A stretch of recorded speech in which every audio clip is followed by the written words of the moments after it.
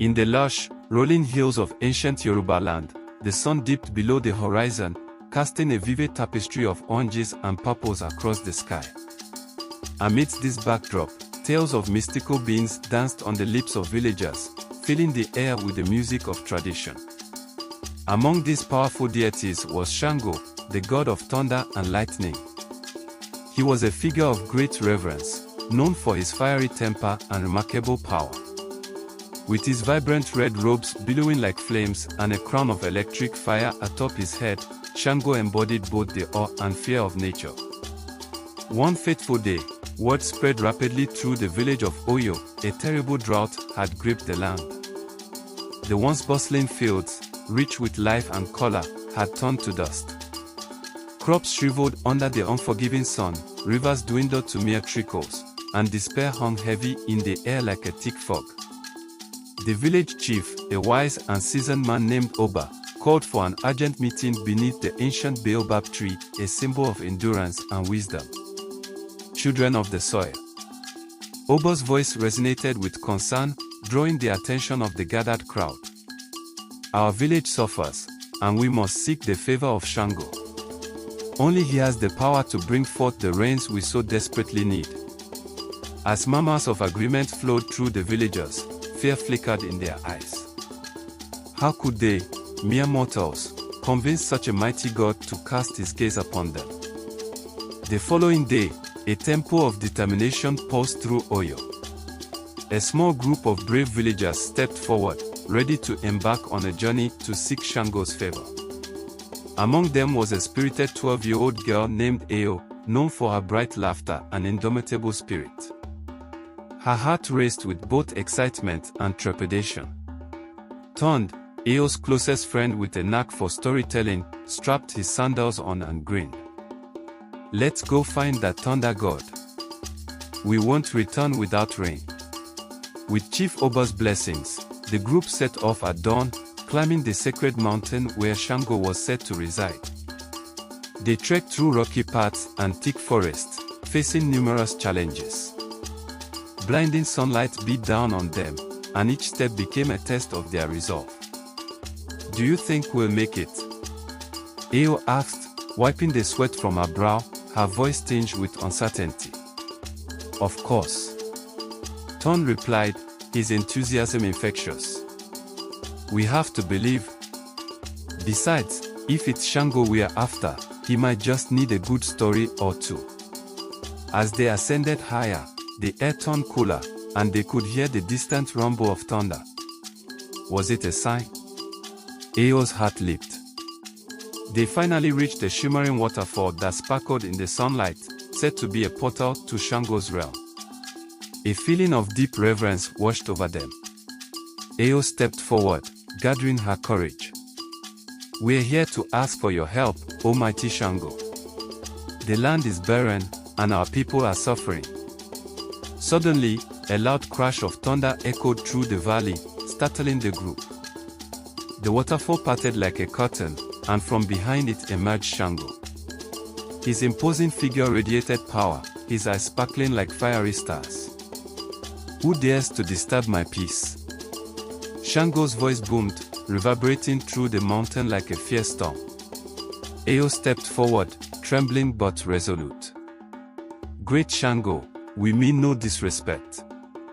Our village suffers from drought, and we come to plead for your rain. The mighty god regarded them with a mixture of curiosity and skepticism.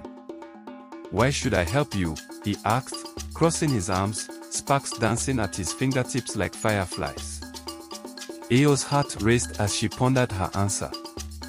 Then, she spoke with conviction. Because we are not just asking for ourselves. The trees, the animals, the rivers, all depend on the rain. If you help us, you gift life back to our land. For a moment, Shango weighed her words, a thoughtful expression crossing his face. Then he smiled, a rare sight that illuminated his features and eased the tension surrounding them. Very well. I will help. But you must show me that you are worthy. You must prove your devotion to the elements. With that, Shango led them to an open clearing, where the air tingled with energy. "Prepare yourselves for the trials of the elements," he declared, his voice echoing like rolling thunder. The first was the trial of fire. Shango summoned flames that flickered and danced, transforming into torches that floated above their heads. "You must carry these burning torches across the field of dry grass without letting them extinguish." Ayo felt her heart leap into her throat. "I can't do this," she whispered to Tunde, panic creeping in. "You can." Tunde encouraged her with a determined grin. "Just remember, we're in this together." The group took a deep breath, their hearts pounding. They formed a line, each holding onto the torch as they moved cautiously across the parched fields. Flames licked the air around them, but they held steady, working together and encouraging one another through the heat. "Don't let the flames go out. Stay focused," Tunde shouted, his voice carrying through the tension. To their amazement, they reached the other side without extinguishing a single torch. A delighted laugh escaped Ayo, and relief washed over the group. They had succeeded. Next came the trial of wind. Shango conjured powerful gusts, pushing against them. "Balance yourself on the narrow path that leads to the mountain's edge, and do not fall." The villagers lined up. "Stay low to the ground," Tunde called out, demonstrating. Taking baby steps, they followed suit, arms spread for balance.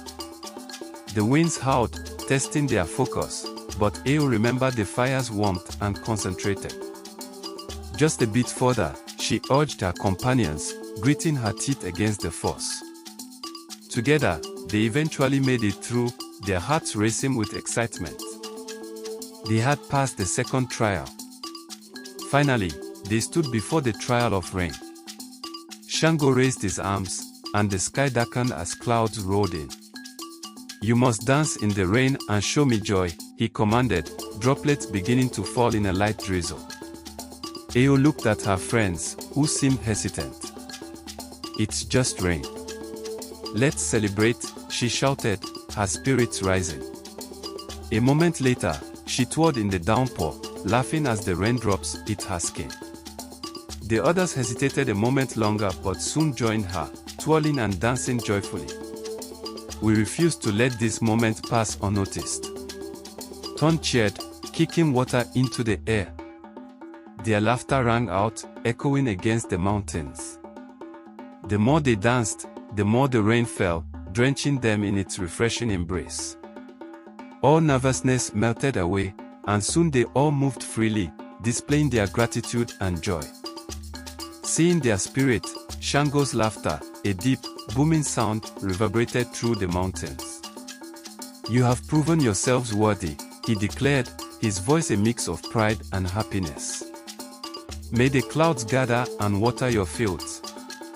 With a swift wave of his hand, dark clouds swirled, and soon, rain poured down like a mighty torrent, soaking the earth and filling the rivers once more. The villagers cheered, their voices blending with the thunder as they shouted praises to Shango, their hearts rejoicing. As the storms rumbled, Ayo felt an overwhelming wave of gratitude wash over her. She closed her eyes, letting the rain wash away her doubts. They had done it. Together they had weathered the storms, not just of nature but of their fears. With Shango's blessings, they returned to Oyo, witnessing the transformation of the land with every step. The crops began to stand tall again, vibrant greens replacing the once barren browns. Life flourished anew. As night fell, the villagers gathered once again beneath the ancient baobab tree. With their hearts overflowing, they shared stories of courage and unity, lessons learned through trials and laughter. "We did it!" Ayo exclaimed, her eyes sparkling with joy, as the moon illuminated their faces. "What we did together was more than simply ask for rain," Tunde added, his voice filled with conviction. "We learned the importance of community, gratitude, and that even in our darkest hours, hope prevails." Chief Oba nodded, a proud smile spreading across his face.